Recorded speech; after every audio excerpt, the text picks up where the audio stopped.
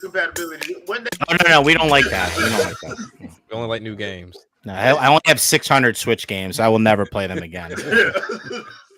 Okay, so that was the trailer for the Yes. the successor, the Switch 2. Officially, we don't have to call it the successor anymore. We now just Switch 2. Yeah. Yeah, now we're Switch 2 now. So aside from the 20 frames a second Mario Kart 6 that we were just shown, and all its glorious 1K.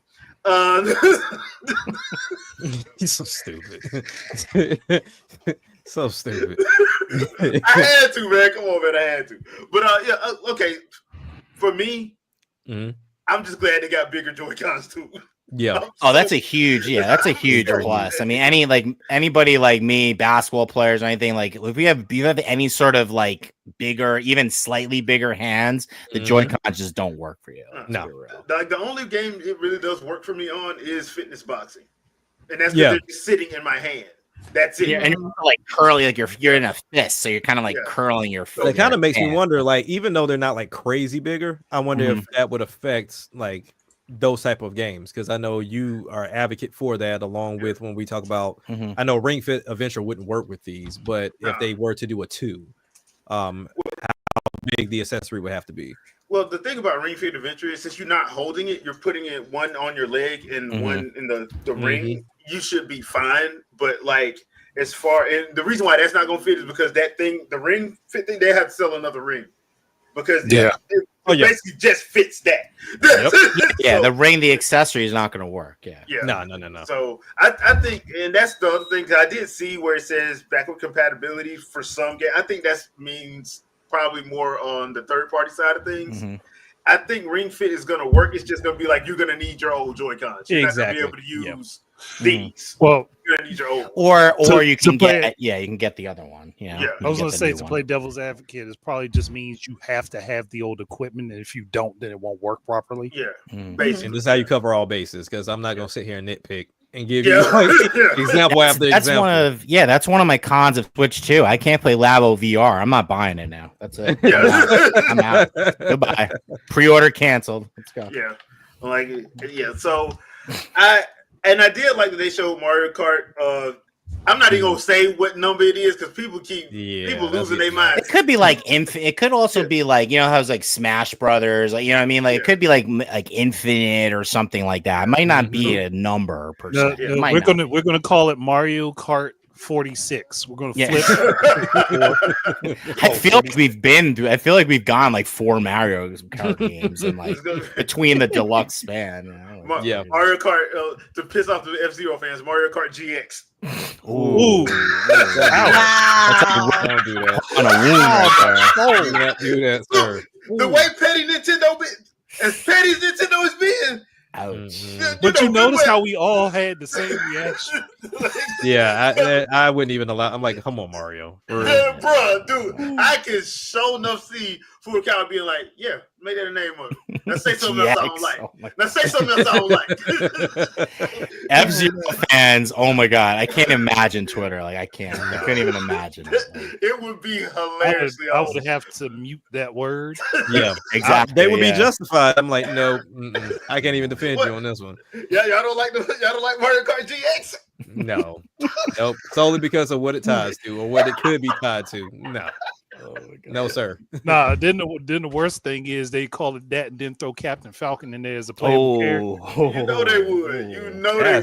The trailer's gonna show like the F-Zero like track on it. So. They already did it. They already did it with Mario Kart 8. So it's not like it's a foreign concept. No, but I'm saying like in the trailer, just to make it even worse. Like they're gonna reveal the name and the F-Zero track like in the trailer. Oh yeah. Since they threw Mute City in the first one, exactly. Blue in the next one. Yeah. You know, it'd be funny if they did like remember that the Rosalina reveal from the Wii U Smash where everybody thought Kirby was in Mario Kart. That would be so funny if that would be the trailer. The trailer for Mario Kart and it's not F-Zero, it's Mario Kart. But you know what would be the problem is they'd have it look like F-Zero playing on Big Blue, but then you fall into the water and actually be able to drive. Yeah. And you know it was Mario Kart. You know what it is? Yeah. So that's crazy. Like for me, okay, so I do like the design. I do like what it looks like. I like that it's a little bit bigger. That's not an issue with me. I still think it's gonna be smaller than like some of those PC ones. Just because it's definitely smaller than Steam Deck for sure. I just saw that Lenovo one at CES. That thing is enormous. Like you can't 11 inches. That thing can be moved. It's a laptop screen. That's what it is. It's a laptop. That's wild. Yeah. Wild. So I'm like, where are you taking this to? That's not in the computer bag. You're like, you're not that's the thing. It erases portability. Yeah, it erases portability 100%. I'm not taking that nowhere. One, how big it is. Two, I might get robbed. And then three, like it just looks like it's uncomfortable. Yeah. Hey, cuz you got that Lenovo. Let me get that up. Hey, run that up real quick. All right. Hey, cuz, run that. You better run that. Run that. Right. Run all 11 inches. Like, first of all, what are you talking about, sir? Pause. Know what you're talking about. I'm confident, but ain't that day I'm confident. Do any of you guys have this Steam Deck or no? I do. Yeah.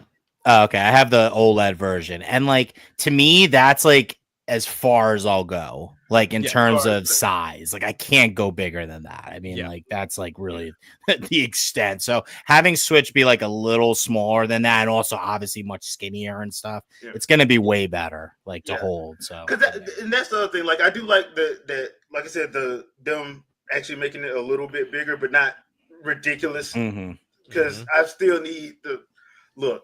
It still needs to be portable. Yeah, and I still need to be able to put like 5 more things under my TV. So. Now, I will say it is just small enough that you could potentially still fit it in your pocket if it's big enough. Yeah, you gotta have some Jinko jeans. Yeah, you definitely gotta have some big pockets. But I will say, I mean, this is no fault of their own, because I mean they were making this design for a reason. I'm still going to probably have to buy third-party Joy-Cons that have the D-pad and have like a different form factor to it, because I always hate the right thumbstick being right under the buttons.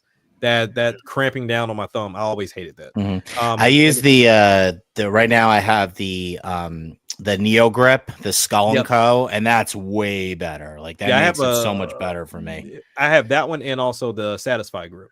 So those were the two I went with. But then also I end up getting the Hori Split Pad Pro, which made like, because those sticks have some type of tension to them, which is what I love. It's amazing. But all in all, I mean, when you're doing stuff, right. But even with me playing and then having the kids, the fact that if these old Joy-Cons are going to work, I don't have to buy no more Joy-Cons. So I'm like, all right, cool. I'll give you the 2 that I got to trade in with it, but I'm keeping my spare, so I don't have to buy nothing else. I'm good. I mean, I would be shocked if the old Joy-Cons didn't work for the new Mario Kart game. I would be like shocked. Yeah, that'd be surprising. I think like I think this is going back to the Wii U style of backward compatibility where everything worked. Like your GameCube controllers, your Wii remote, your Ico, everything worked. I think that's what we're going back to. Which is good. I mean, that's what I'm saying. We'll get into this later, but I feel like to me, that's like the thing I was most relieved about is that they didn't reinvent the wheel.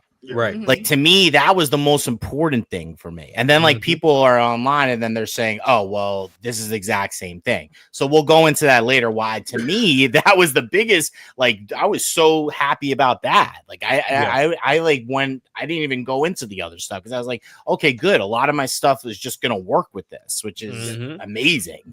And you know, this goes back to me saying, I don't know, I've said this before, that the Switch was the biggest FU that Nintendo shot to the gaming industry, because the people said they didn't want that when the Wii U gave it to them.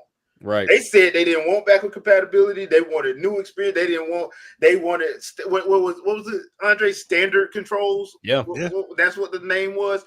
Okay, so they basically did the Switch, and now they're doing exactly what they did with the Wii U. The Switch. So I'm like, were y'all lying or were y'all telling the truth? Which one was it? So, Vicky, what about you? What you think?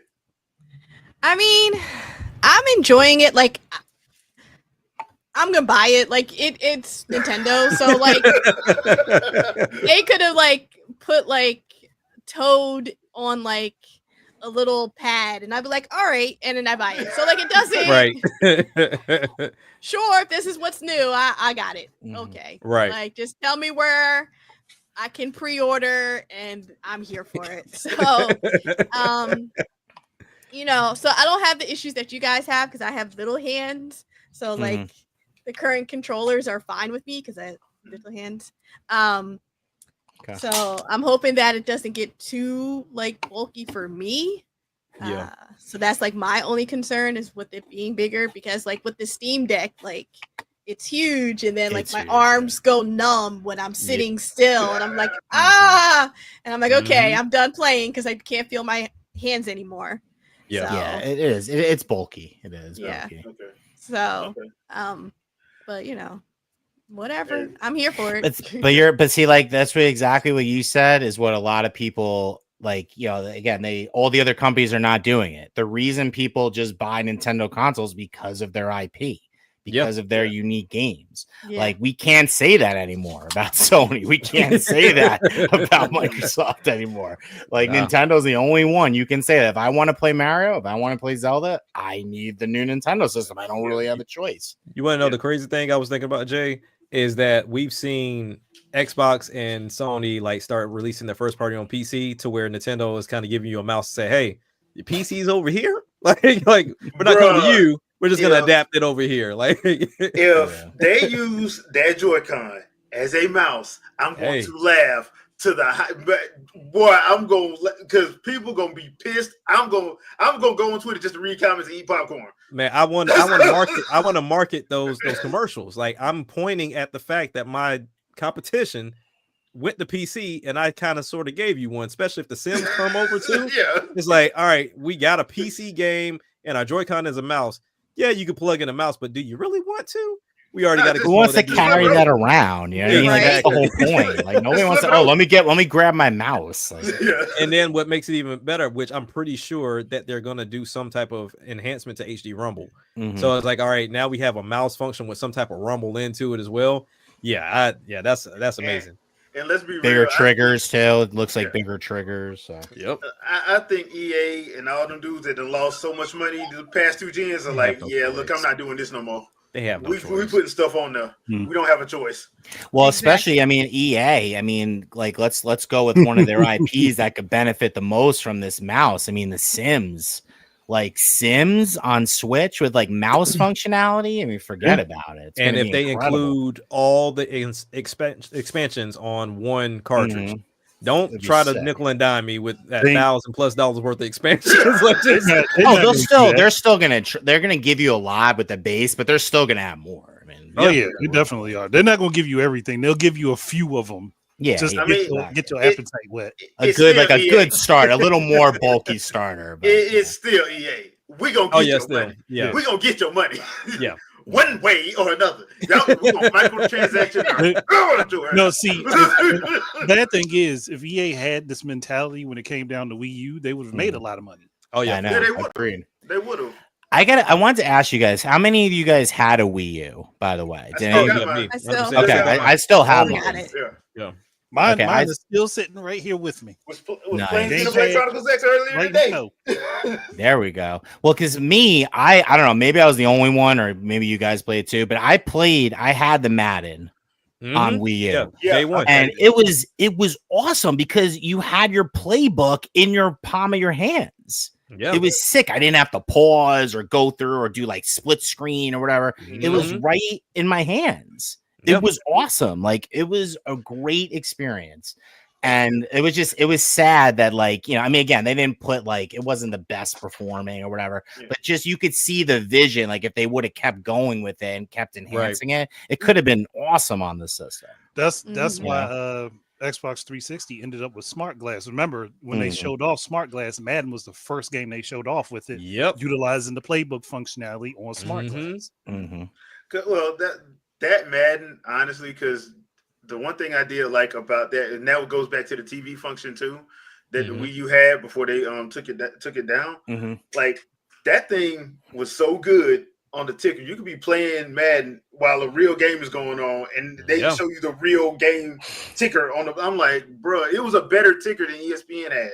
Yeah, it was cool. The Wii TV was pretty cool actually. That's why I was like, man, when I kept hearing people hating, I'm like, dude, are y'all even playing this system? Y'all are lying. Like, it was Nintendo's marketing, man. They marketed that system. I mean, like marketing 101, and they still didn't even do that. It was so bad, seriously, how they marketed it. It was that, and among a number of factors, like we already went over the whole G4 thing, where they try to pretend they didn't know what it was. And you called it a console when you talked about it as Project Cafe. But you move from Project Cafe to Wii U, and suddenly you forget it's a console. Yeah. Right. They didn't show the console until the end of the reveal. Yeah. They just showed the gamepad until like the very end. It made no sense. People were confused. Like, no, that console was actually prominently posted. Yeah. Problem is people don't look. It was permanently posted right under their TV. Yeah. But you also hear them talk, like multiple times over, they'll talk about the gamepad separate of the console. Yeah. So it's like it wasn't unified. It wasn't a unified experience. Yeah, you hear them refer to the console, then they refer to the gamepad. Then they talk about how the console works with the gamepad and how the gamepad works separately of the console. I'm like, and then they put the gamepad. Then they put the gamepad on the floor with your Wii remote, swinging as like a golf set. I'm like, did we ever get that feature? I feel like we never got that. It was in the PGA game. Okay. And it was on the PGA game. But what I'm saying is, like, if you're a parent, you're like, oh, okay, it's just a tablet for Wii. Okay, let me go buy the tablet. Like, yeah, I mean, that's what he wants. Like, it depends as a parent what you saw though, because we're kind of probably the wrong audience, because I did an extremely long podcast about how this misconception got created. But we just got through talking not too long ago on my earlier podcast, and I'm thinking like to myself, like, if you're a parent, right, and you're the target audience for this, you are not terminally online, so you didn't see E3, so you don't even care about what the journalist said, right? Yeah, that was for them. That was for them changing the minds of people that were already tuning in, which was also kind of really bad because they shouldn't have did that. They have a Hippocratic oath, and they're not supposed to do any harm. But at the same time, I'm thinking about Target, Toys R Us, Best Buy, Walmart in fall of 2012. They have catalogs. They have Christmas catalogs because this was a Christmas item, right? Yeah. I have a hard time believing that any parent looked at anything in those catalogs and saw that it was anything other than a console. Right. Yeah. Now, if you talk about the commercials that were on, they were really bad with dubstep. That was really horrible for like the first they were 6 months or so. Yeah, they were horrible. I say first 2 years. Yeah. I feel like and Shadow, what I'm saying is the parents honestly wouldn't even be looking in the catalogs because the kids probably didn't even want it at that point. Yeah, like, you know what I'm saying? Like, it didn't even get to that point. That was the problem. Like, it didn't even get to that point. They didn't know what it was. Like, the kids couldn't get excited about it. I would say it's a multitude of things, right? Because kids want to play Halo and Call of Duty because what? Adults are playing Halo and Call of Duty. Yeah. It's a game that's not for them, right? So anybody that's terminally online as an adult that's watching E3 and talking about this or whatever, all the scuttlebutt that adults and older teenagers would talk about, the little kids hear it too, and they want to fit in. So the first thing they hear is, well, my big brother told me that console isn't cool, so they don't want it either. Which is more of a social dynamic than it is. Yeah. You know, I mean, but at the same point in time, as a marketing team for Nintendo, it is still your fault. Yeah. You should have known that. You know what I mean? Like, it was just fumble, like you said, multitude of this shit. But you know what? We're not talking about the Wii U tonight. We're talking about the Switch 2 tonight. So. I mean, we kind of are though, because people are acknowledging that Wii U started the 8th generation now, so that's correct. Yeah.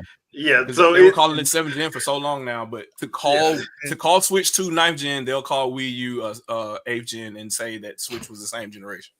And not which is funny. Which is it's funny seeing that happen in real time. It's just so.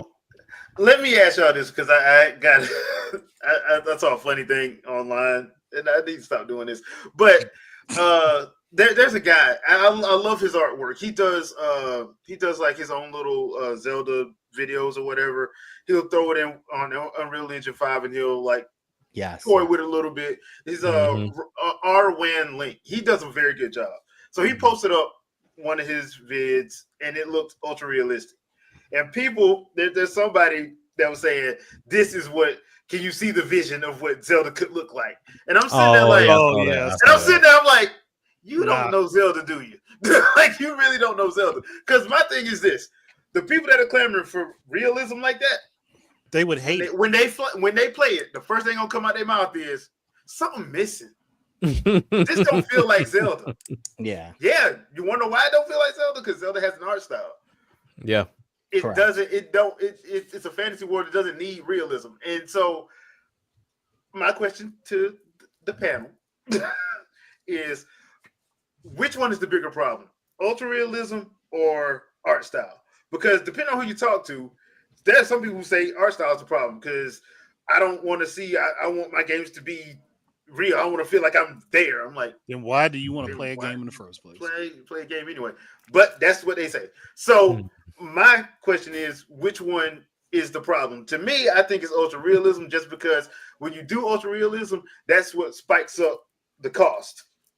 Because now you and the time and the dev time, as well. Because you're taking pictures, you're doing mocap, you're doing all this other stuff, and that's money you got to pay. Ask Sony about $400 million, and there's that. So that's my. So Andre, you want to start?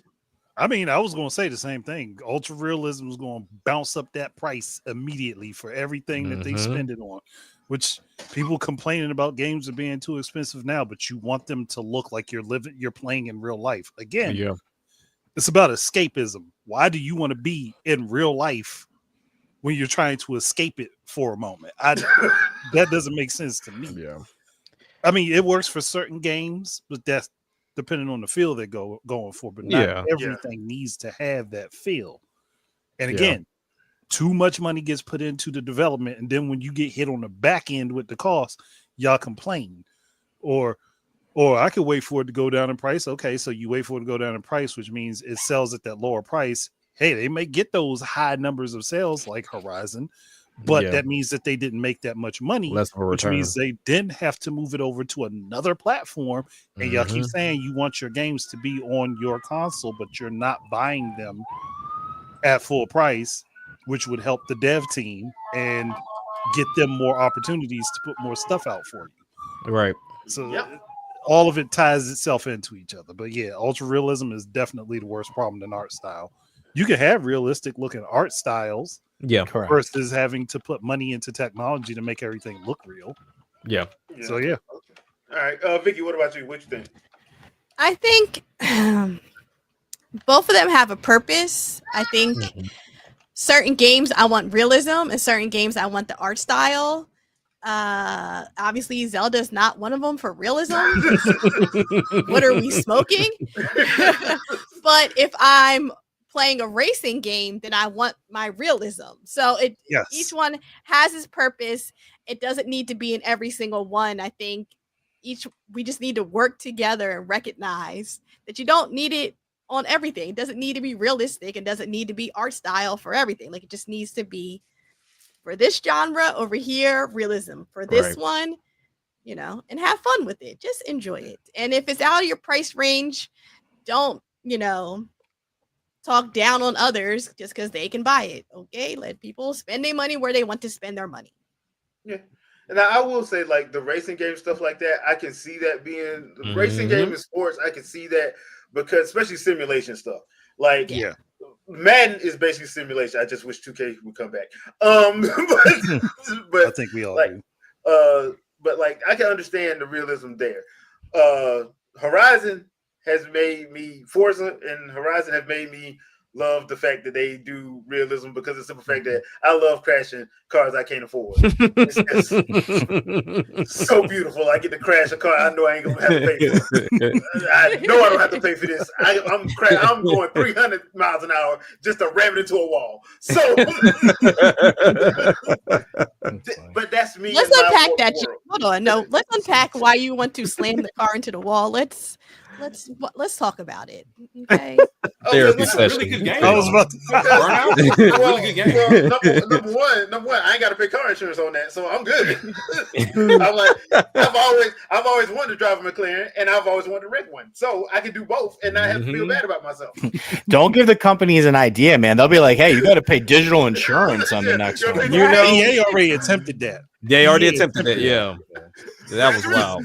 Gran Turismo 8. Digital car insurance. All right, man. Are you in good hands? No, obviously not. I'm mayhem. That's it. This is why we need another Burnout, but Burnout with realistic physics. I can't wait for Mario Kart to go realism. Oh, Oh, God. jeez. Please don't. Please don't. Y'all don't want to see a real bullet bill come after you? No, I'd rather not, please. I really. I'm good. And I don't need to see all of the pores on Mario and Luigi's faces. It would be so creepy. Like I would be scared. Like, oh no, I Uncanny can't play this Valley. game. Super uncanny valley. We don't need that at all. I will say this though. I would like to see like a blue shell just come out of a fire and be like, "You will not escape me!" Just like, "Oh hey, hey!" That's funny. But see, we got that with the Mario movies with no realism. It worked. The next Mario Kart needs to have a Peaches track so we can just hear Peaches on repeat. Can you imagine if they allow you to do that? That'd be wild. Jack Black would be killing it. Custom tracks. All right, BG, what you think, man? Well, yeah, I agree with what you guys were saying before. I feel it depends on the game, and what their target audience is, what their feel and scope they're trying to go for. But in general, if I had to pick, like in general, not a game by game basis, I would definitely go art style because I feel too like the games that have the most creative and innovative art styles, obviously, like over time, I feel they age better as well. I feel like the games that go for ultra realism, like 20 years down the road, they don't look ultra realistic anymore. So I feel like going with the stylized art style, like a game like Beautiful Joe or Okami or something like that, like those games, you can play them today and they look just as good, if not better, than they were before. You make a good point because Wind Waker on even the one on GameCube, not even the HD one, still looks good. Oh yeah, and you look at Twilight Princess, and that was like, if you want to call it realistic Zelda, that was probably like the closest we got to. Yeah, definitely was. And I would say Wind Waker looks better to me personally. It looks way better. Wind Waker looks better, and Skyward Sword, which came out afterwards, still would look better just because of the more whimsical feel of the art style. Yeah, like the painting. And I mean, and that's the other thing too. I feel like that's kind of like, to me, it makes the game more memorable because that art style, especially Nintendo, they do it so well. They just find these unique art styles that just make the game, like you see a screenshot of the Breath of the Wild, it's Breath of the Wild. You're not going to confuse that with like any other game, really. Right. Like we said, Wind Waker, like you see that, it's Wind Waker. There's no competition. There's no other game that looks like it. So I feel like that kicks the makes it go and scale and age better and more gracefully. So I would definitely go with art style for sure. Yeah, because that reminds me, because the Xenoblade Chronicle series, like because they did the way they did it, way Monolith did it with the cell shade over the top of CG, it actually kind of works. Jack.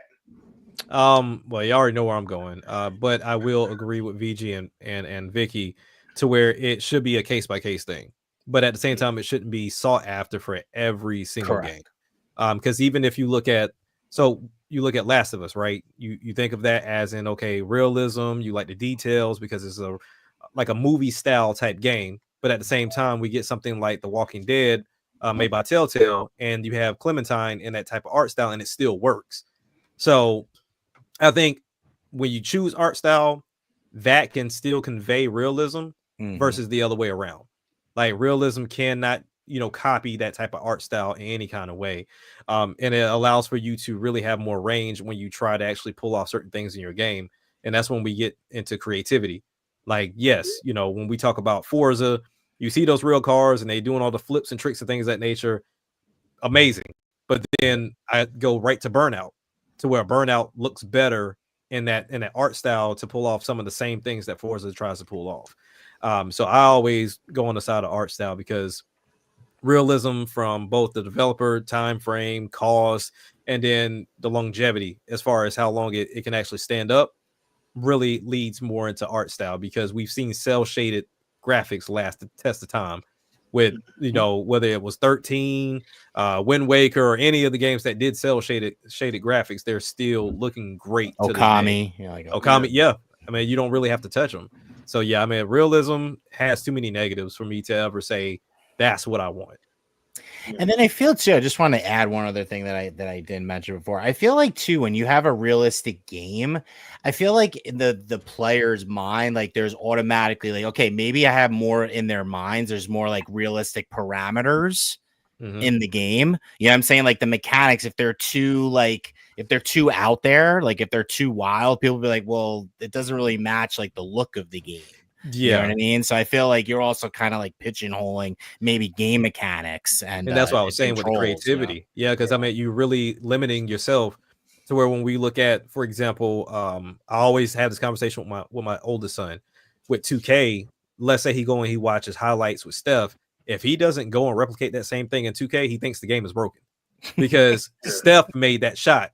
But then if I go and I have him put on NBA Showtime, he was like, oh, I'm dunking from the 3-point line and it's okay, because it doesn't matter anymore, because it's this over the top arcadey style that he's like, he shouldn't be able to pull that off. But because of how this game presents itself, I'm okay with what it's pulling off, opposed to a simulation to where I just saw Steph drop 30. Why is my player only making 1 3-pointer, even though I'm shooting it from half court? Like he ties it too much to realism. Yeah. Because of the art style. Agree. Gotcha. All right, Shadow. Well, not to rain on the parade of popular opinion yet again, but I feel like realistic art style is just a concession that the artists couldn't do what they needed to do in engine. If you need to spend millions of dollars for somebody to go take a photograph so it can be a texture, that just means you can't replicate it in your engine with realistic shadows and realistic textures on time. Right. They can't be lit on time because you don't have enough bumps on your models, and you had to reduce them because the engine won't do it. That's pretty much how I feel about it. So you're effectively pre-rendering what should be there natively anyway. Luminous engine. Gotcha. Yeah. Bump mapping, any other kind of stuff. Square ain't never gonna lay that from back in the day. That's what all that is just admitting that you couldn't do it in real time. Same thing with, I don't know why it's called real-time ray tracing, but it is. But it's piecemeal. You only get bits and pieces of it. You either get reflections, or you get shadows, or you get some specular highlights. You get some bumps. You never get the whole thing. Full rays are not cast across the scene. So realism will not be there because realism requires a server room worth of precision SIMD instructions, and they don't exist in any game console that ever existed. Maybe if you render a 480p game today with Series X, you might be able to do it. 480p on Series X, maybe, but no, you're not doing that with the exponential increase of resolution, the exponential, and of course that means exponential increase in textures now too, because now you need 4096 by 4096. Yeah. And hey man, 1080p, 10 frames per second. We can do it. You were struggling with 256 by 256 textures. So like what, but those are the things. So obviously a game like Killer 7 will last the test of time for me, right? But then I appreciate, when you're able to create sci-fi type of environments that kind of give like this dreamy kind of realistic mix, which kind of works well for me, because don't try to do the whole thing, because I would notice that, hey, why is there not self-shadowing applied? Right. Things like that I'm going to see, because you tried to go for this realistic thing. So now I'm seeing the realistic things aren't sought all the way through. Also, the game doesn't play realistically. Yes, God of War looks great, but why can't I go around that wall? Why can't I jump? Why can't I jump? Those kind of things, like Horizon Zero Dawn bothers me so much. I see things down there and I can't go there. That bugs me. Yeah, that bugs me a lot. Man, Rebirth. Oh my god, the invisible walls and Rebirth. So many invisible walls. So how if you have to restrict yourself to get that type of look, then is it really realism at that point? Because what you're doing is you're effectively faking what you're trying to do. The whole point is to create an interactive game world. If it's going to be realistic, everything will react realistically. If there's an object on the ground, you should be able to interact with it. The physics should apply. All that kind of stuff should happen, right? The lighting, all that stuff should work. But that isn't what really happens. So it's kind of funny when I hear these conversations back and forth. I don't. It doesn't follow to me a lot of the times when I hear people call the buzzwords and say, "Well, that looks great and that looks great." I'm like, "It doesn't." Like, so, but no, obviously artistic will beat that because you're really just, hey, this is my version of a cartoon. This is how I want it to be. This is how the physics is going to be. This is how the animation is going to be. And you can weave expression into that far better than a photorealistic figure of a person that for whatever reason can't emote.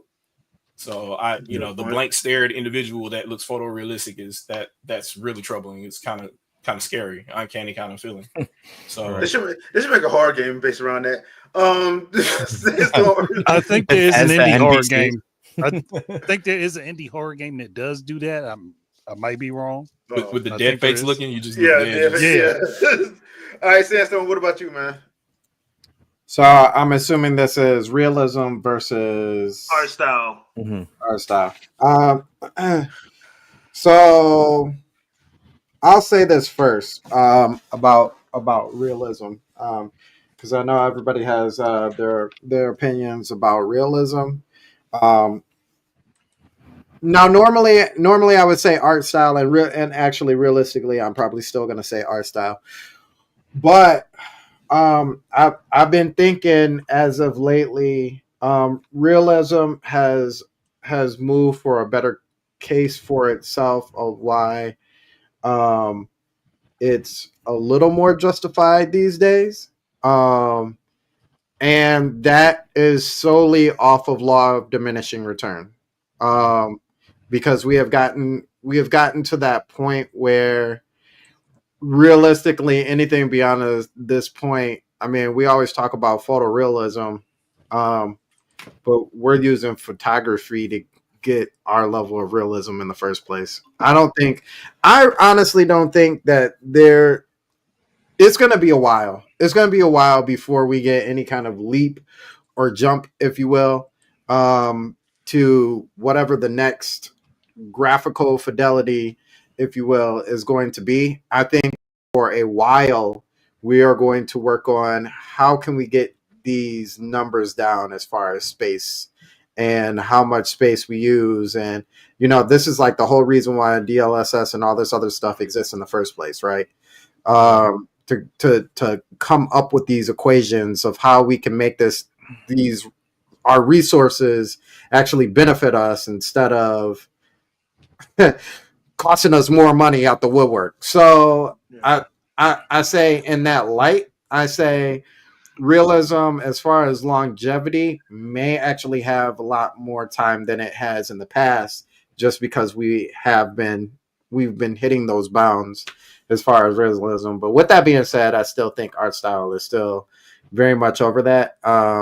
Art style is not forever, but it is a very long time. When you're talking about cell shading, when you're even talking about I just played Muramasa Blade the other day, and I'm like, man, good game.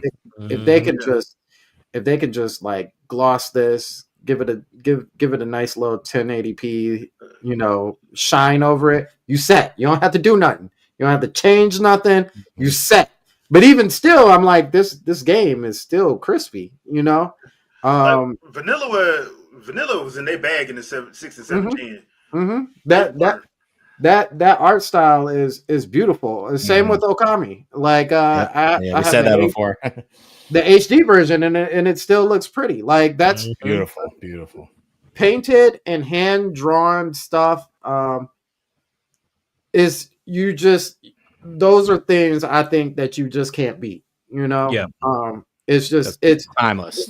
Yeah, it's more than just numbers. It's more than just a bunch of code put together to equate into a visual perspective. It's like actually time spent. You know what I mean? And love and care. So yeah, I'm gonna go. I gave a little shout out to realism in respects of the now, but art style still.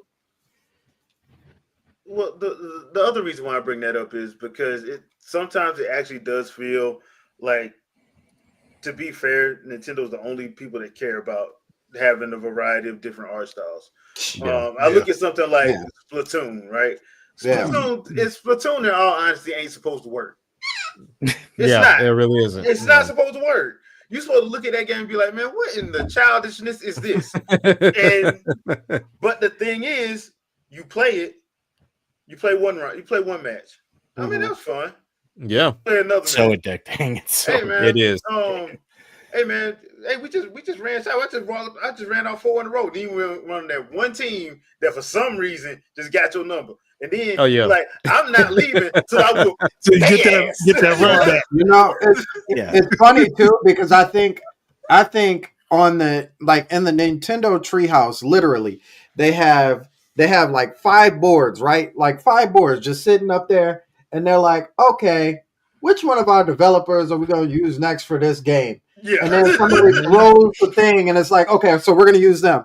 All right, which art style are we going to use? And for whatever reason, realism is probably in like that small little circle bottom corner, and nobody ever manages to hit it. Like, they are the most either the most luckiest or unluckiest people, and they're like, you were close on the line, but it's a little more closer towards self. You going with self shading? No realism this time. Like, okay, because I can't even tell you the last game that, like, I can't even think of a game that, besides like Eternal Darkness, really, or like Wave Race. I was gonna say Wave Race or 1080p. Actually, it was Metroid Prime. Like, Metroid Prime has a realistic look to it, but that definitely has art style too. It has an art style when it comes to like the environment and like when you look at like Samus and the Samus or stuff, they try to go like that sci-fi realism, but it's kind of, but what they do is, which I like, what they do is they throw a little cell shade over the top of those. That's what I mean. Like, there's always a little bit of something. Like hold on now, if you're gonna put real face, put a black line around them too. I noticed that. But like with Metroid Dread, that was full on. That was just art. That wasn't nothing. That was straight up art. But like the Prime series, they play with it. I'll put it like that. They play with it. Yeah. Okay. RJ is right. Like Unicorn Overlord. Unicorn Overlord, man. That game is beautiful, man. Yeah. Jeez, that game. Yeah, Unicorn Overlord. I mean, you think about Cuphead. The fact that they took the time to draw that stuff out, that's crazy. That's never going to look bad. That's one of the most beautiful art styles I've ever seen. That's never going to look bad. No. Virginia was off the chain in that game. You can literally run Cuphead on like your phone, like an old phone, not like a BlackBerry. Probably you could probably run on a BlackBerry. That's that's a beautiful thing. You know what I mean? Like it's you could run on like the most basic like computers. It's crazy. Hey, but it looks beautiful. Shadow, you got a question? Do I now? Yep. Yes, you do, sir. They putting you to work. Last 3 minutes. I ask you this question. That's why I gave up on answering my question. During the last stream, unfortunately, I'm working. But what version of DLSS do you think Switch will use? Custom. So think for sure. Think different bits of 3 and 4. Like a hybrid, right? Like a hybrid between the two. Yeah. Like that. They have their own tensor cores, and they're gonna have custom instructions on it specifically for it, and it won't matter because it's going to be better for what Nintendo's doing anyway. Because there's no variations. You don't have to. The majority of DLSS is making sure shader compile time is still accurate while keeping frame time accurate and all that. Whereas all the shaders are already compiled off the cartridge that you're reading. So you don't even have to worry about that at all. The only thing you have to worry about is what pixels are being pushed that frame, and that's it. So by default, even if it's DLSS 2, that's still miles beyond what any of the other consoles are doing with regard to upscaling, because other upscaling is done in software. So other than PSSR, they make their own little solution with that. But FSR on the other consoles is not going to come close to what you're going to see on Nintendo Switch 2. Crazy. And that's the other thing too. Like a lot of stuff that Nintendo does is custom. So like people trying to figure out specs. That's why once again, I know people they respect Digital Foundry, but at the same time, if please take what they say with a massive grain of salt. I mean, that should be implied, but I mean, I But get they it. don't. No, we They can't imply don't. that. It, Oh, what it they should say is be. gospel. That's it. Yeah. Because it fuels that fire of, hey, I got to go on Twitter and argue with such and such. Because oh well, you said that it was going to run like a 4090. Well, Digital Foundry said otherwise. Yeah, Like, and I'm like, they don't even know. They don't even know because they don't have it. But you know what's funny about Digital Foundry? Because you obviously see that people just see like the clips of the videos and they don't actually watch the full videos because they always have disclaimers after. Oh, yeah, that's 100%. What I said. They do that every time. We're not. I know they're like, hey, like we're not saying this is gonna be it, but you know, like if you were just comparing raw specs, but they delete the whole front, you know, portion of that thing, they'll just be like, you know, it's crazy. But that's why I tell people, I'm like, bruh, do y'all? They don't have if they did know, just for if let's just for just imagining if they really did know, you think they'd be talking? That NDA would be so tight on them. Yeah, it would. They wouldn't be saying nothing. They'd be like, look, man, we can't talk about it. Like, I'd say this. That was right? all getting sued. Yeah. So Nintendo has a way of doing things that's a little bit different. They look at problem solving. We were talking before on my podcast earlier about how they view CPUs, right? On the GPU side of things, they do things different. So instead of just saying, hey, look, we're gonna throw a 4080 in there, that's not what they're doing. They're thinking, how do we render per frame? And they're like, well, how do we accelerate that? Well, you throw cache on there where you can draw the frame immediately, right? Okay, then what happens after that? Well, we have to interpolate it to make sure that everything is where it needs to be every frame, and there's no stuttering or any other type of issues where you have to recall a render pass again. So they do things like have interpolation built into the system so you don't have to waste shaders on it. That's what they did on Wii U. And it took 4 years, I think, of people looking at Chipworks die shots for them to know that interpolation was built. It was built dedicated hardware on the GPU. So all this time we were talking about G-flops and all that, like several hundred G-flops didn't need to be used on Wii U simply because that one IC was there. So those are the type of things that Nintendo does where it's not even an apples to apples comparison anymore. Well, especially now that it's hybrid. You know, the console's hybrid, so you have to think differently to begin with. Even if there was another NVIDIA hybrid that existed, right? And it was a handheld PC, it's still not the same because Nintendo is getting it built in a different way for different reasons. So if you had like it was a 4070 laptop variant or whatever, right? It's still not going to be directly comparable to what Nintendo is doing because there's going to be something in there that's going to do things that don't require all the shaders that in the regular handheld version, the regular PC version would need. So you're talking about different mileages to get different results. So just imagine it this way. What if all of a sudden you looked up and you're like, hey, this version of this game on PC needs this graphics card. And then all of a sudden somebody comes to you and says, well, I did it with an iGPU. You know, how are you able to do that with integrated graphics? Because I work with Nintendo. It did directly. Yeah, exactly. Yeah. So that basically that's the answer at that point. So and if you can see like there's a couple of channels on YouTube. One of them is called Low End PC. You can see like how they customize like things and settings and stuff like that, and they get games like GTA 5 running on integrated graphics and stuff like that. And I'm like, all this stuff is way weaker than base Nintendo Switch. So with obviously, if you're a dedicated developer for that platform, you can get a lot of games going anywhere. So, and if Nintendo's dedicating certain things specifically to the hardware, so the developer doesn't have to even do any work, you just, hey, I did this in the SDK, and all the translation layers does all the rest of the work. That's it. So imagine what a Nintendo coded game would be like then, because they get to cheat and go around their own SDK. The third parties don't get to do that. So you're right. I would just say that GTA 8. So yes, all the GTAs everywhere. So I want to have a little fun. So we saw the Switch 2 trailer. So I'm gonna throw a game at one of y'all, and I want to know what you think if it will come to this or will it not? Or if it's something that you would say a day one to. So first off, Shadow, you know what I'm going to give you, right? Uh-oh. Sure. I already know. Killer Instinct. Of course. Yes. So I'm willing to be wrong. Yes. So Killer Instinct, what they did on the full season thing, or do they do 4? Do they do the next number? Or 3? 3 would be technically the next number 1. Do they do 3? Which one would you go through? Which, if you were Microsoft, you was in Phil Spencer's shoes, you got to make some money. You got to make some money. If they're going to make money, I think they would resell the anniversary version that they just did a couple year or so ago, and call it Killer Instinct Gold again. Ooh, smart. And that would be the exclusive version for it. Platinum,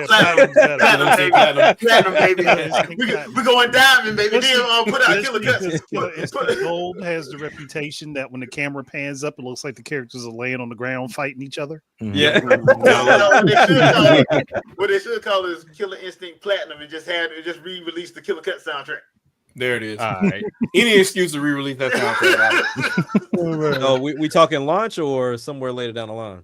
Launch for that. Well, I don't know. We're talking about Microsoft. Wait, launch day 1 or launch window? Launch window. Oh, okay, Window. Launch window, absolutely. Because you need a fighter somewhere in that window. Yeah. It's not gonna be Smash right now. Well, I keep hearing Tekken 8.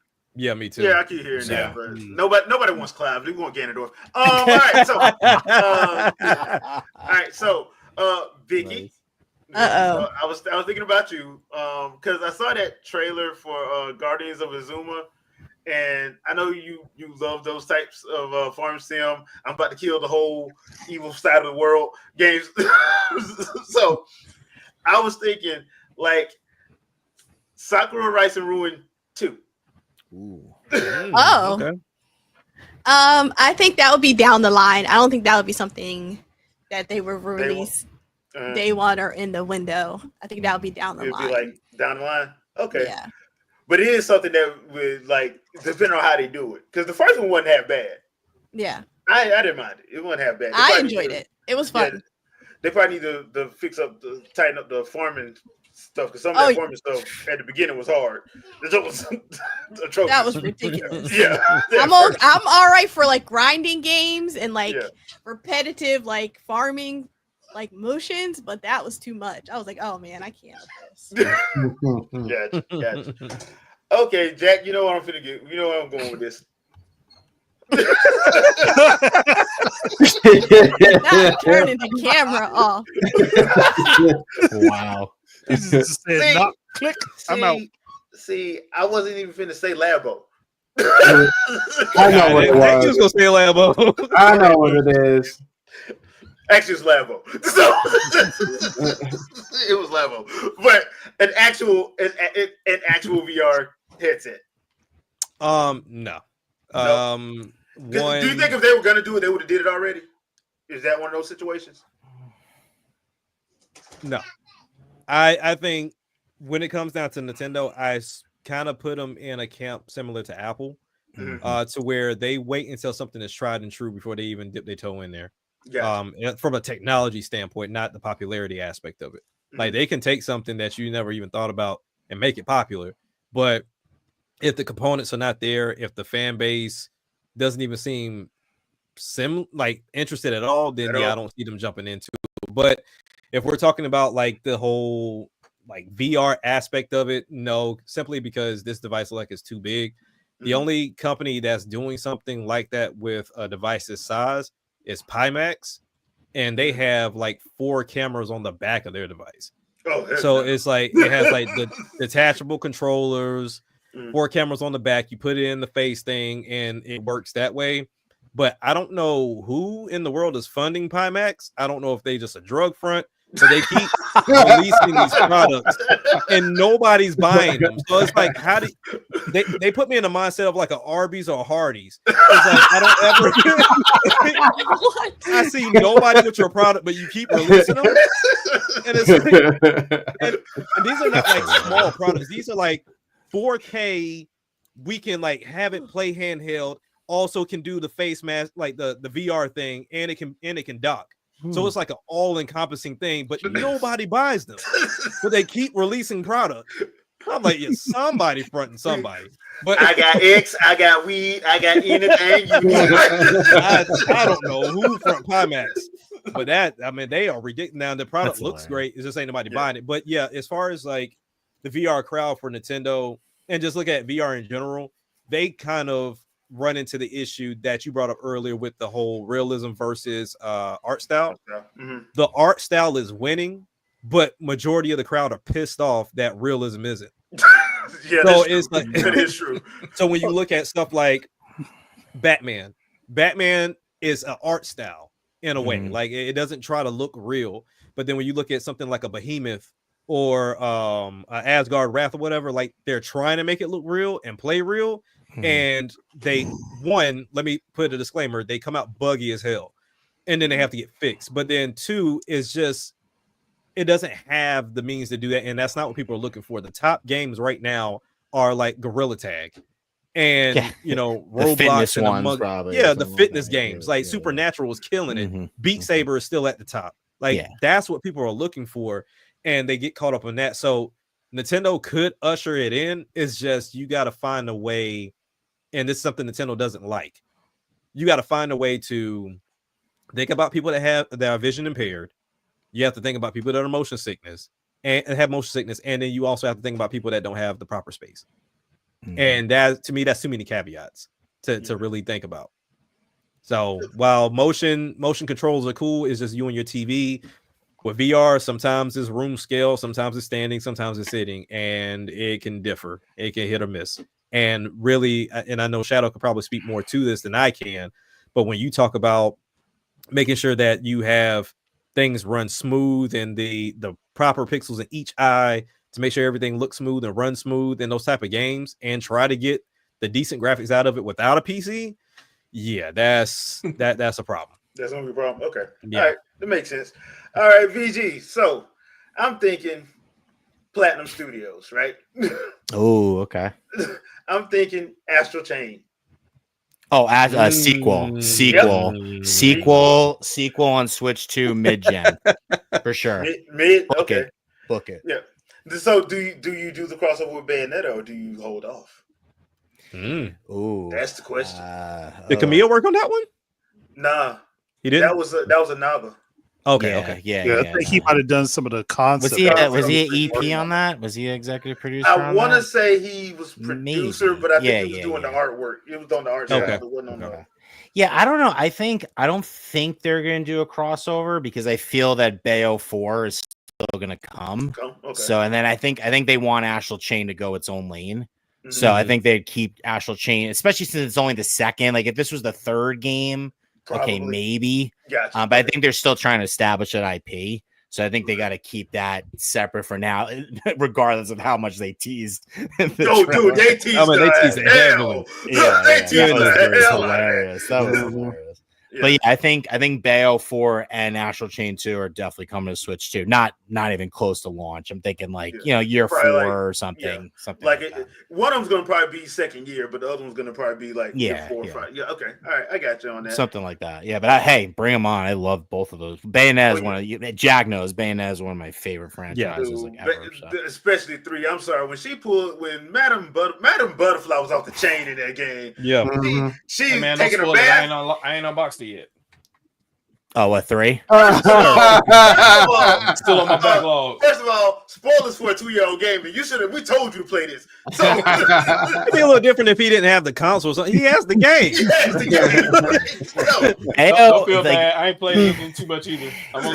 Honestly, at this point, because Bayo 3 is one of those games, especially in the beginning levels when you're in Tokyo, that could benefit from like a DLSS bump because it really, that's because the thing is in that game, when you're in the indoor environments, it's butter. Like it's smooth as hell. But when you go in the bigger outdoor scapes or the ones where you're like the Godzilla, like kind of, monsters fighting each other, the frame rate just tanks. So if they can get those sections worked out to be as smooth as the indoor sections, it's a great game otherwise. Because that's why I was like, dude, so because y'all know me with Madame Butterfly, MVP of that game. So yeah, all I right. think both of those for sure. I think they're both common. All right, Sandstorm. Yeah. Is Elden Ring coming or not? Oh, Is Elden Ring coming or not? Elden Ring is absolutely coming. So I've been actually low key looking at From Software and checking out their Twitter space, and they've been going like real quiet, which is weird because they just announced the DLC. That's my second question I was going to ask you. So since you believe Elden Ring is coming, so does Jeff Keighley use that as an excuse to put it for Game of the Year? Oh my God! For a third time, yeah, and then he's going to be like for third time, just for the Switch 2 version. Yeah. And I was just about to say that he's going to be all over the Switch part. Like, come on, guys, come on.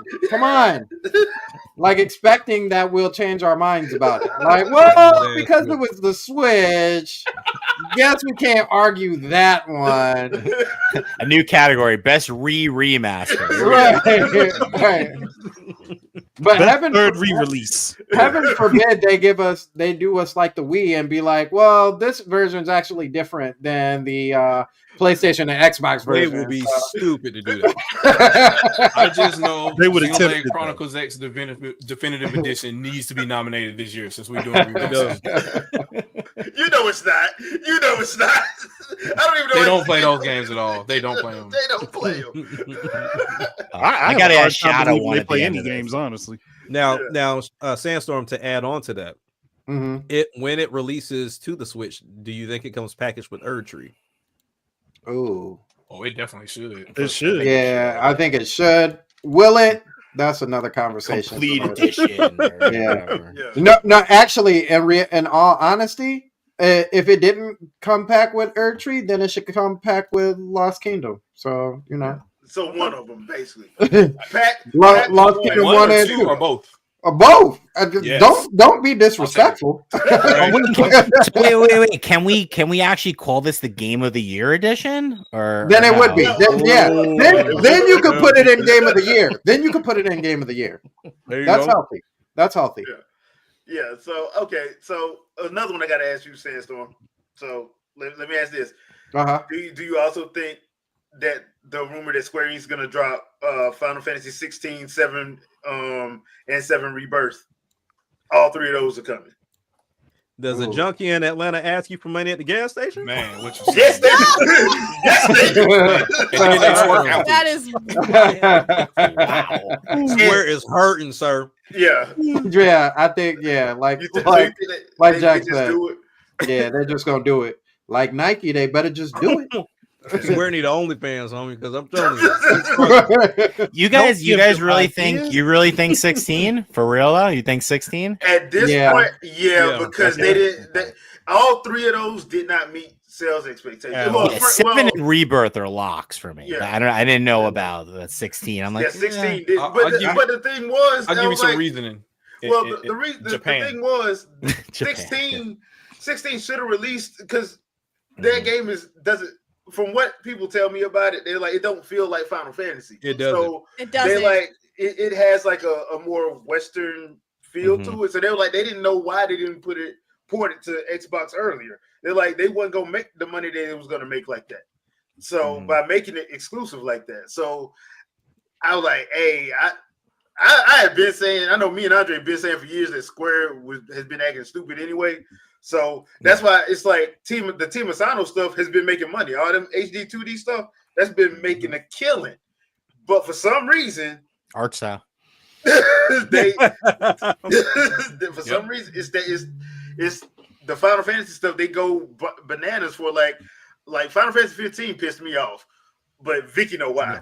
But 15 pissed me off. But I'm like, it was still okay until the back half of that game when they go completely linear after trying to pretend like it was an open world. So anyway, question, Jay. So real quick question while we're on Square. Do you think, because they need the bread, that they do an exclusive and they do the HD 2D Chrono Trigger we've been looking for? Please. More than likely, yeah. Right. Because the Dragon Quest 3 so gangbusters. Yeah. So yeah. I think all of this HD 2D stuff is basically them like, how can we recoup money and small increments? In small increments and kind of cheap. You know, it's so funny. They remind me of college students. You know what I'm saying? Yeah. Like, you got this big old loan after you done graduated, and they like, how can I put $5 or $10 back into this so they won't come back to me? I paid something. Right. Because if you notice, like all those HT2D games only go to two places. Yeah, Sony and Nintendo. Yeah. And Square's May. Got it. Okay. Yeah. I'm like Live Alive. From in each one of them, the art style has gotten better. Like Live Alive, Triangle Strategy, all of that. Like, dude, it keeps getting better and better. Yeah, it does. It really does. Octo 2 is incredible. Yeah, Octopath Traveler 2. Like, if you look at Octopath Traveler 1, you're like, okay, this ain't bad. You look at Live Alive, dang, it got better. You look at Triangle Strategy. Dang, how much better can this get? You look at Dragon Quest, you're like, okay, y'all get better every damn time. So right, yeah. Those games are not for kids either, by the way. Oh, Triangle Strategy, like immediately they are not. Like Triangle Strategy is Nintendo's Square Enix's Game of Thrones. Like they off worlds in the first 10 minutes. Like you walk into the doggone courtroom and somebody gets speared in the chest. Like, bro, what? No, whoa, hey, ease me into this. Welcome to court. The Red Wedding, Nintendo. Oh man. Yeah, and I'm sitting there like, bro, okay, bro, can you like ease me into this? I'm up here clutching pearls. So, so yeah, I mean, yeah, most of those games, not for the little ones. Yeah, the Chrono Trigger 2D HD would be incredible. That would be awesome. Yeah. But it's one of those things where I'm like, I don't know how the fan base, because it's Chrono Trigger. Then do Gears of War. Give me Xenogears then. Be like, what's up? What's up, Monolith? What's up? I remember you. What's up? Remember we was one and the same? We was like brothers. We was like twins. It's still partially Bandai though. Yeah, that's still partially. I mean, but y'all got a 3-way team. It's like Bandai already over there. Bandai and Nintendo are way closer now too, though, so they probably can make it happen. Project Cross Zone is a thing, so they all do have a working relationship with each other. Yeah, it's crazy that game only got 2 versions. Yeah, well, basically. Technically, it's 3 in the series. You got Namco Cross Capcom, then Project Cross Zone 1 and 2. Yeah. Okay, gotcha. Yeah. So Andre,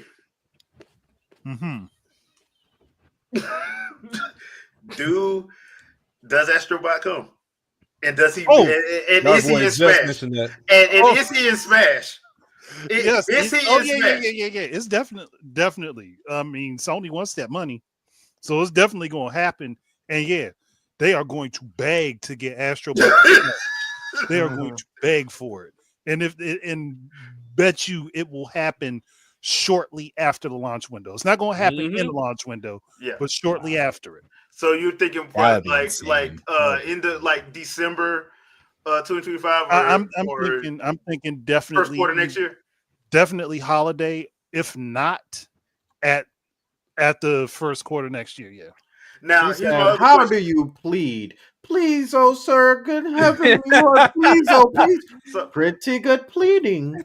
My second question, Andre, I got one more on the side for that. So Sony they get their own representative. We're gonna go Astrobot.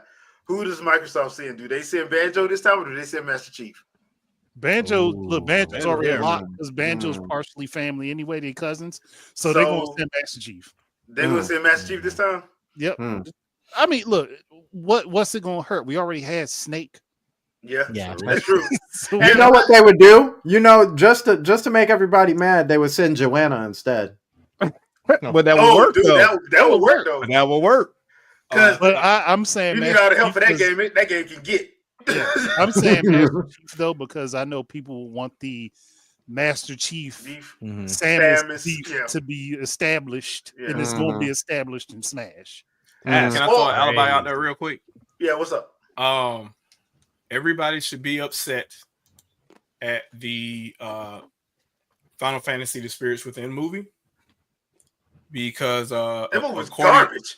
according to the president of Monolith Soft then at the time, he said that's why Xenogears 2 couldn't happen.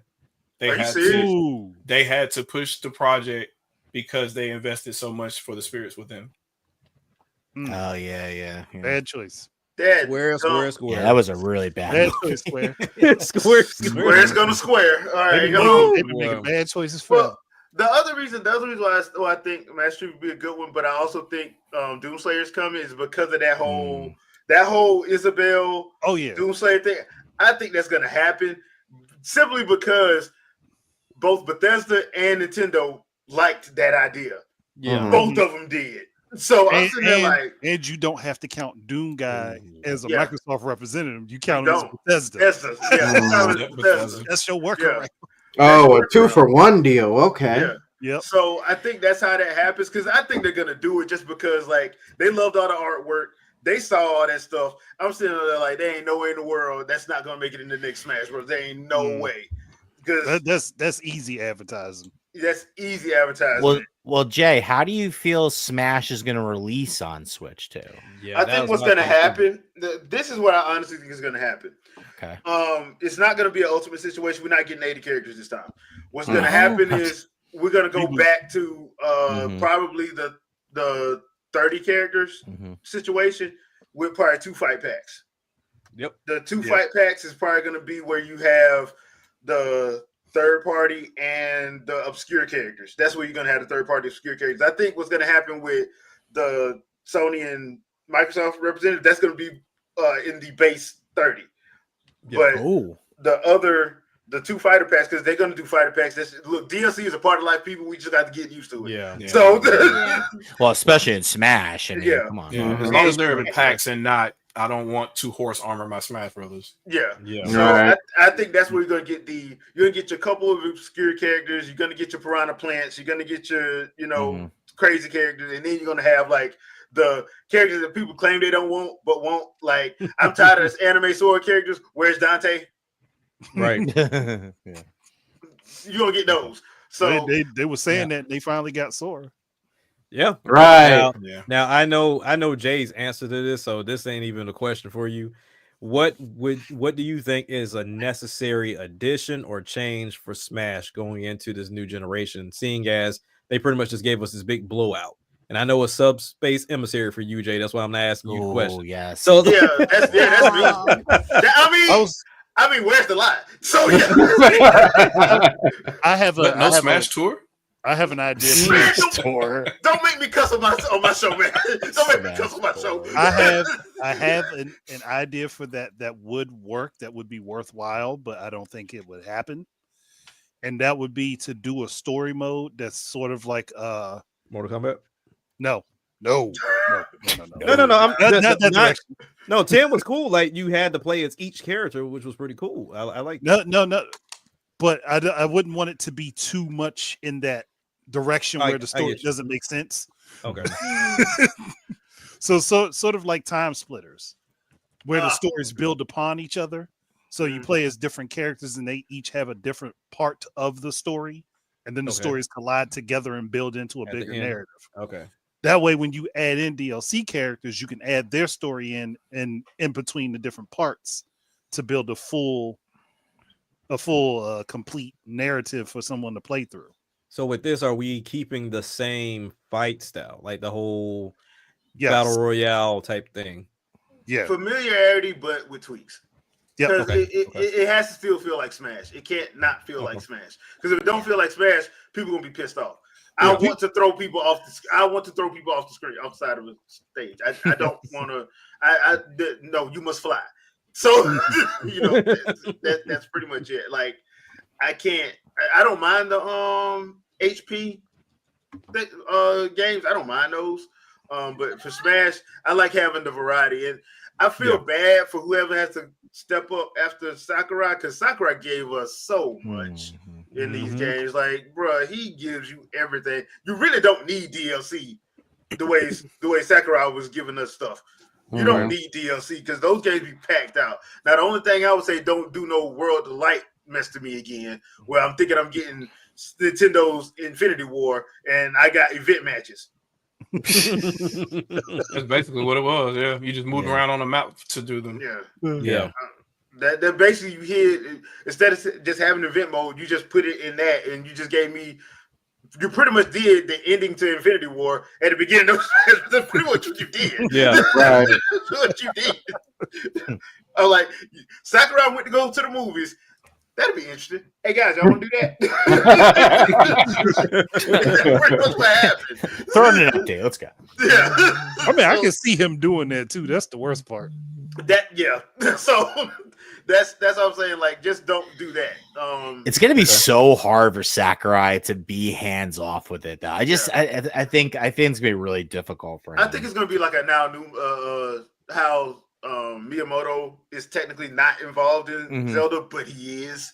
Yeah, he's not, but he is. He can't help it. That's what I think is gonna be with Sakurai. They're gonna give it to a new team, and Sakurai just gonna be like, "Hey," he comes in and gives advice. Changes like the whole project in like 1 second. Right. Well, I'll just have him do all my testing because he was doing it anyway. I just let him test That's what I would say he would probably be doing. Is just doing the game testing. Yeah, It's an interesting culture. Hopefully the new staff, like the Splatoon team and all those new guys, have the same dedication. But you can tell these guys, they literally live at work. Like, they just like let me catch a nap real quick, wake up, eat a banana, walk around. They're not going home. Hey, look, the garage team was off the chain. You got to give garage team respect. Them boys off the chain because they make bangers. Oh yeah, 100%. They make bangers. So That's why I was thinking about like some new spin on it because yes, I mean you got to make sure that it's familiar, but at the same way we got a refresh on Zelda, a refresh on Mario to an extent. Like you kind of have to change up the formula a little bit to where it's like, okay, we understand where this is going as far as the direction is concerned. Well, I think have that one happens with the game modes though when it comes to Smash because you can just all you gotta do is just if you bring back target mode. Yeah, true. I like target mode. And enhance it, and you like I said, do an actual story mode. You can still give us classic and stuff because that'll be your arcade style stuff where you go one at a time, whatever. But bring back an actual story mode, a la Suspect Emissary or something like that. You know. All right, Shadow. What? I would say my one request would be, please find a way to incorporate, if you're the new Nintendo team, to incorporate the online lobby from ARMS. Just the online was so good in ARMS. You're right. It was so good. Yeah. I need that lobby system for every Nintendo game at this point. Yeah, good rollback netcode, like all the bells and whistles. I need the volleyball game back from Orange. Yeah, I remember the volleyball and basketball, like halfway through the ADHD on that game was awesome. That's what was so difficult. I was like, it's so hard to score. You doing boxing matches, and your next round is volleyball. What in the world? Yeah, that was so random. That game was so random, but it was so fun. It was really fun though. Honestly. Yeah, that's why I wonder. They should because they did. They went over sales expectations. So I'm like, what are they gonna do for 2? Because I really want another one, but I kind of want an actual story mode in that one too. Yeah, and like I agree. And I feel that game really needs it because the strong part of that game is the characters. Yep. So I feel you really have so much. You have so much like opportunity to flesh them out, and I feel like a story mode would really do that well. Yeah, Twintail copy. I'm about to say they had a character. No, they tried to sell you Twintail. Yeah, we need her. They tried to sell you 2 characters, but then Twintail showed up and was like, "I stole the show." Like the 2 characters you put in our face, we didn't want. Like they're generic. They're generic characters. It ended up being Twintail and Min Min. I was gonna say Min Min, the ramen bowl stage. Come on, ramen bowl stage made no sense. Yeah. But exactly. If you really look at like all the lineups of like Nintendo's popular IPs, you're like, okay, I know who the face of that game is. Yeah. And then now, like I said, it was supposed to be the 2 main characters up front, Ribbon Girl and Spring Man. Spring Man, but it's not. Give us Twintail. Put her on the face next time. Get him up out of here. Twintail definitely upstage. Twintail upstage. Look, it's because of how they presented her when they showed her off. That was what caught everybody. Sorry, it was. Yeah, I agree with you guys. I think it was Twintail and Min Min. They took over for sure. Because Min Min just got popular just of the way she which played. was interesting because I was like, when they were talking about the votes, I'm like, oh, Twin Tail for sure, and then it was like, oh, Min Min won. No, I'm like, wow, okay. Min Min won, but Min it Min's wasn't by much though. It wasn't by much. It was Min Min and Twin Tail. That's what it was. It came down to them two. Like they need to be the main characters next time. Yeah, and the cover, the cover art, the cover. Yeah, so I would love Arms too, and to go back to something Andre said a couple years ago, Lil Mac needs to be in it. Oh yeah, I know that was such a missed opportunity. Put him where in. He has like prosthetic arms. No, he don't get the arms. He got to run up on you like Epo and try to do. Yeah, that's such a disadvantage. That's the point. But make him hit so hard that it's worth it. But he can't be the only character that do that though, because I think at that point, if you're gonna do an arms too, okay, some of y'all got the spring arms, some of y'all can get in clothes, some of y'all have something different, so that way you have variety as far as the characters are concerned. But like y'all were saying, it needs a story mode because this type of game doesn't go to an Evo, it doesn't go to anything that keeps it alive. Because fighting games die quick. Yeah, they die. So and to be fair, I think Arms has such a variety of characters they could pull that off.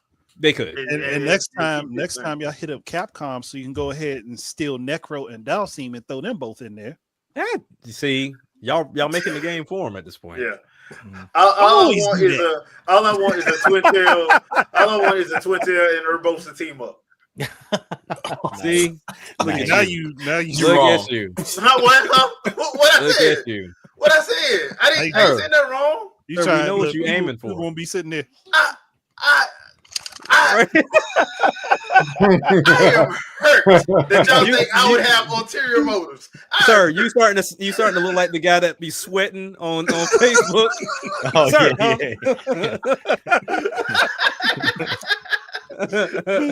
Now give him a 2-button situation and he got a choose. Go ahead, nerds.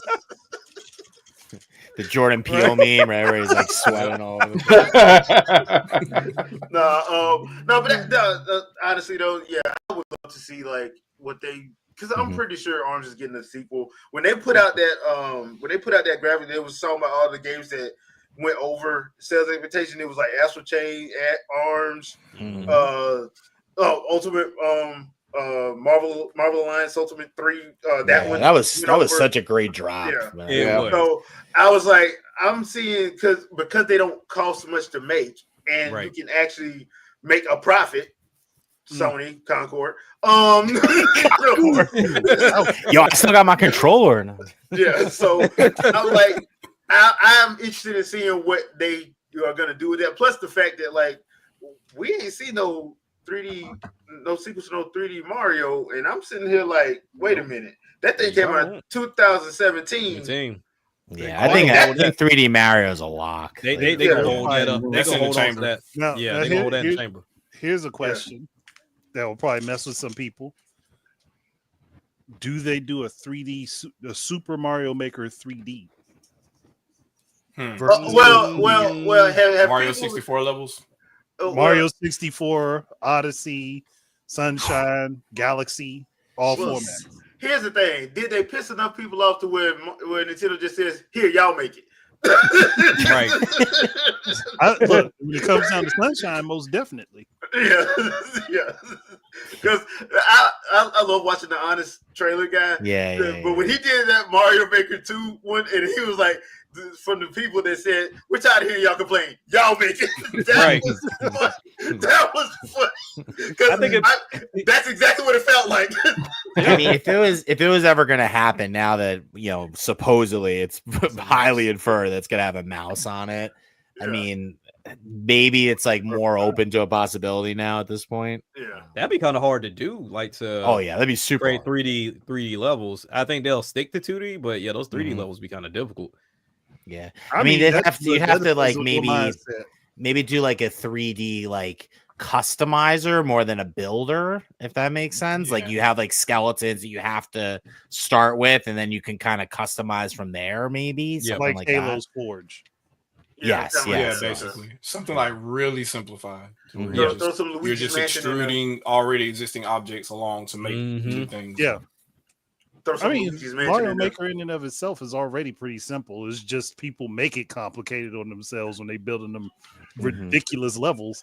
Because they see these freaking speed runners. That's what they want to do. Bro, when they be making some of them levels in there, I was laughing because I'm like, bro, ain't no way you gonna survive this. Dude made this for you to die. If you're a normal player, you ain't gonna survive it. Nah. And somebody beats it somehow. Yeah. But they can only do it one time. They can't do it again. So like, bro, look, all you need to one win is all you need to prove the point. Yeah, it's just funny like seeing those levels and you like, bro, some of y'all are diabolical. They're insane. I'm like, bro, I'm glad some of y'all are not game creators because ain't nobody passing these levels. you got people that making levels coming straight off 100% in Celeste, and they're like, come on, we're gonna let's do this. We about to show you how real life is. That's rough.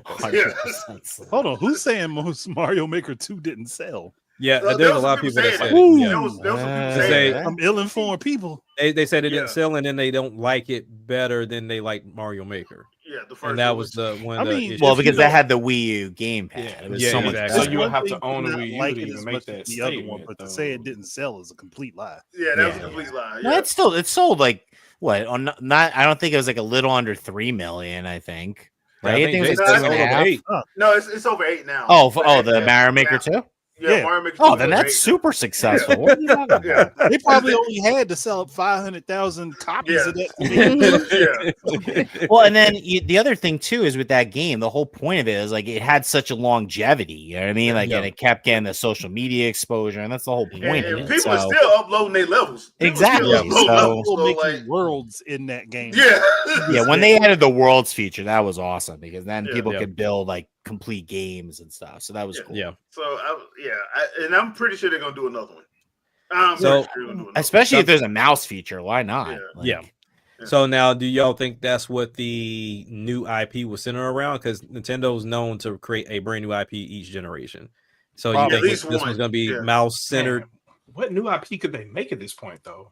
Anything made a shooter. Hold on. They Remember made a that fighting Met game. Remember that Met game for the Wii U that didn't quite become a Met game? Project Robot, right? Project Robot. You got controlling mice. Yeah. You can use that to control them. I've been saying it since I thought about it. Like the two controllers with the infrared on the bottom, use them both as mice, and you can control two sides of a mech very easily with that. It also has applications for doing table tennis, foosball, doing a pinball table. It just depends on what you want to set it up for. I could think of ideas for days for that. But I was going the same route as Shadow, like looking at genres they haven't touched. Yeah, exactly. And honestly, the first genre that comes to mind is a first-person shooter because they went the third-person route with Splatoon. But outside of that, I can't even. But they have to do it their way, and their way is going to be crazy. Oh yeah, you're right, TG. It did become Giant Robo. I forgot all about that. Yeah. Which I think. I think what they would do with a first-person shooter though, because it would have to be on the net. It'd have to be something that would be specifically Nintendo, because like when you think about Splatoon is post-apocalyptic. It's just bright and colorful and cheerful. I mean, that's Splatoon is if the world of Sunshine got consumed by the ink. Yeah. And the bloopers took over. Yeah, that's what I'm saying. Metroid is an adventure game, so it's kind of it's Tomb Raider in first person basically, but so you can't really go for that with the Prime series. Yeah, it's gonna. Well, it's probably be something that's a long dead franchise that we probably forgot about that came out on the Super NES and Kung Fu. Let's go. Right, but they reinvented. Kung Fu is my jam. Like, exactly. Go ahead and remake Hotel Mario. Probably. Okay, I'm gonna throw it out there. Nintendo Switch Online launch title to get people to subscribe. Mario Paint 2. I'm just throwing it out. That's what everybody looking for. That's what everybody looking for. That and the GameCube. Just open the freaking GameCube. GameCube Mario Paint. Sign me up. Yeah. I mean, it could be easy as custom Robo, to be honest with you. Yeah, that's another one. True. Yeah, they're missing a full horror. So RJ, yeah, you're right. They're missing a full horror game. I mean, look, we all know that we want another Eternal Darkness. Eternal Darkness. Andre, you know what they could do?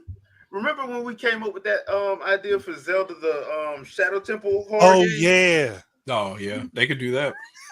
They could do that, or Shadow they could Temple do and the the one down in the well. Yeah, the one down the well. You can make both of them a horror game, like especially the down the well part where you can turn that into the like a Dead by Daylight situation. But it can't be Link. It can't be Link. You gotta be some other random alien trying to find your way out. Well, because in the N64 version, and if you played the game, you know there was a bunch of blood spots down there. Somebody died. There's a lot of blood in that game. Somebody died down there. There was a lot of blood in that game. ETF for everybody. A lot of blood in Ocarina of Time. Like ETF for everybody.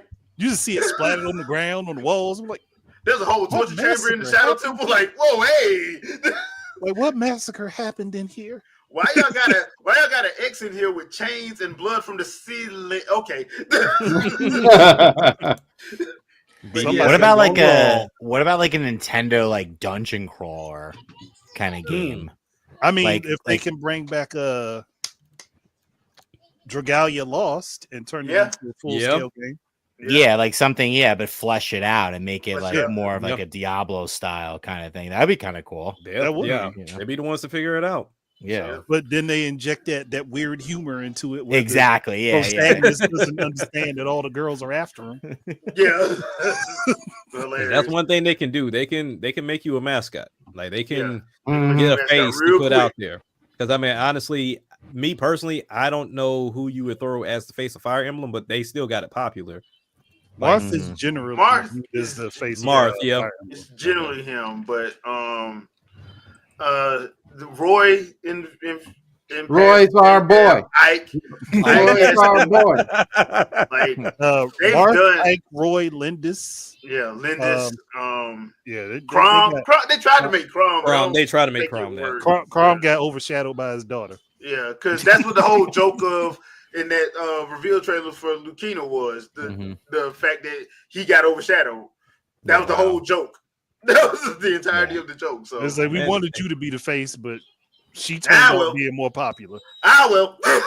Yeah, sucks to be you. I just need my boy DK to make it back to the top 3 because right now it's just Mario, Link, and Splatoon at this point. So Seth Rogen has helped. So he does. I mean, he has. It's just now they got to flesh the game out. Actually, now you mentioned Donkey Kong, and we already talked about ARMS, but I do still want a Punch Out.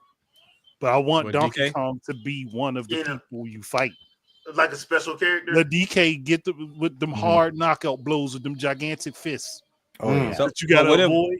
What if ARMS is the replacement of Punch Out? ARMS is not the replacement. I'm saying, what if it's the replacement? It ain't the replacement. You can take all those characters and put them over there because with your same idea, your same premise, it's like, hey, you got to get in tight like Tyson, but your hits hit like for those characters. The only problem with that is there's too many characters like that. Yeah, that's true. That's what you need Punch Out to be its own separate thing. Yeah. And I need the weird boxes in Punch Out. I need weirdness. I need Don Flamenco thinking he a pimp and his hairpiece fall out when you beat him. I need Von Kaiser. I need Von Kaiser to think he that dude and the kids punch him in the stomach and he fall over. Hey, you want them weird characters? They can go and get One Piece characters for ARMS. Get Luffy. They could put him in the game. Go ahead and get Luffy and what's that dude that had the power that was similar to him? The one with the teeth. Yeah, because he had the mochi. Yeah. One. Yeah. Yeah, I know who you're talking about. I can't remember his name. I know what he looked like. I just can't remember his name. That dude was weird. But all right, peeps, that's gonna do it for this episode. I hope everybody had a good time. Thank you, chat, as always, for stopping through for us and keeping everything lively. Thank you, VG. Thank you, Vicky, for coming through. We do appreciate it. So, you know what, Vicky? Anything you got to pimp out? Sure. BIPOC Streamer Awards nominations start March 1st, so be on the lookout rally your community to vote for you and nominate you. BIPOC Streamer Awards Raid Train starts tomorrow at 8 a.m. Eastern Standard Time. It ends at 8 p.m. on the BIPOC Streamer Awards channel. So just check our socials to see the lineup of all the amazing creators that will be there. All right. Sandstorm, what about you? What you got? Yesterday we talked more about the Switch and the Switch 2. Very interesting conversation. We had a lot to talk about as far as games and double standards because, you know, that's a whole thing. So if you didn't get the opportunity or the chance to check that out, make sure you guys go ahead and check that out. Great conversations that we had. Other than that, make sure you follow everybody, including Vicky and VG. Got a stream tomorrow with Terminator Juice and that crew. So come on and check it out because I was right with them and the reveal being on the 16th. I ain't never gonna let that go because T never lets it go when I'm wrong. So yeah. All right, Andre, what you got? I mean, you just check my channel out for a bunch of random stuff, but and your kids laughing.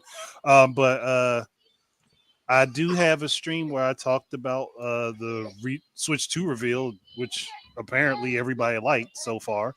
And then there's the second episode of Pick Your Poison, which was Mass Effect and Star Wars KOTOR, if anybody wants to listen in on that. Okay. All right. Shadow. Channel's not dead. Just did a podcast earlier today. It was an impromptu one. The rest will be on Fridays. Time yet to be determined. But the Shadowcasts are back, so they'll be back on Fridays, and I'll do videos in between here and there. It was interesting today because it was Nintendo is officially starting the 10th generation. It's just funny that people won't accept that because I got a guy right now that's using Rob Arula to Review's video. Oh no, not Rob. To prove his point, and I'm like, me and him go way back, right? Don't do Rob like that. Can't go support you. I don't know how long I've been around, but it's just funny. It's funny seeing that kind of stuff. But yeah, Shadowcast is good. So tune in for those. You'll see more. Also subscribe to everybody here. Yeah. All right, VG. Yeah, what's going on? Switch 2 is here. I'm sure the content's going to be coming back, switching up. And then Master Sword music. We got a lot of stuff dropping. Action Jack coming through. We're going to be doing a lot of freestyles and just some really good stuff coming. So stay tuned. It's going to be awesome. Follow me at VG Mobster. I interact with all these guys anyway. So it's all a good time. Yep. All right, Jack. Gaming front, dropped the video not too long ago. It's kind of going over the nonsense in the communication around the Switch 2. So that's gonna always be a reoccurring thing. I plan to do another video when we go over the Xbox presentation on the 23rd, because ironically, out of the clear blue sky, we are now hearing PS6 rumors out of nowhere. So how did that happen? I wonder what sparked that. Hey, Nintendo, you drop, we drop. I told you. Showing off, midnight color PS portals and all that stuff. So yeah, but doing more videos on that, and as I've stated before, I'll start doing my actual live stream on Thursday, starting next month. Partner with actual news segment as well, which is centered around games, but then also comedy as well, to kind of speak on those games. And then on the music side, like VG said, for MSM, I mean, it's a lot of music coming through. TJ just dropped his album on the 10th. I have mine coming up pretty soon. I'm actually starting on my next album past this album already, but then also having more titles and albums and music and freestyles and the whole 9 yards for the crew, just to kind of keep us rocking and keeping the page going. And we got a lot of talent over there. So as always, just continue to check us out on all streaming devices. And yeah, just follow everybody here and, just continue to show love. And we appreciate the support on all fronts, man. All right. So, Tales of Grace is Elf Remastered. If you have not had a chance to, I'll put some gameplay up first 40 minutes. So check that out. It is now up for everybody and available on all platforms. So check that out. It's actually one of my favorite Tales of games. Is Symphonia, that one, and Vesperia are my favorites. I'm a nerd. How long is each game, you think? Like, how long is the ETA at each game? Those games, boy. It's between like 40 and 60. Oh, okay. All right, it's not bad.